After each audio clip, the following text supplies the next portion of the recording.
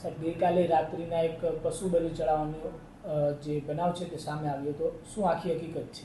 ધોળરા police station વિસ્તારમાં કાલે રાત્રે મોડી રાત્રે જીવદયાના કેતનભાઈ રમેશભાઈ સંઘવી છે એ એમના માણસો સાથે આજીડેમ ચોકડી ખાતે આવેલા અને ત્યાંથી પછી હાઈવે પાસે આવેલ થોરાડા વિસ્તારની જગ્યામાં પશુ બલિ ચડાવે છે એવી માહિતી મળતા તેઓએ વેરીફાઈ કરતા જગ્યામાં ચૌહાણ પરિવાર દ્વારા માતાજીનો મઠ છે અને બાધા રાખેલી એવું જાણવા મળેલ અને એને બાધામાં બકરાઓ ચડાવવાની બલિ આપવાનું જણાય, જેથી તેમને પોલીસના માણસોને ફોન કરીને બોલાવેલા અને પોલીસ રૂબરૂ જગ્યાની ચકાસણી કરતાં 6 બકરાઓની બલિ ચડાયેલી ગળા કપાયેલી હાલતમાં મળેલા, જેથી જે અનુસંધાને થોરાડા પોલીસ સ્ટેશનમાં પશુ સંરક્ષણ અધિનિયમ મુજબ ગુનો દાખલ કરેલ છે અને એક આરોપીને અટક કરેલ છે. કોના દ્વારા આ ફરિયાદ નોંધવામાં આવી?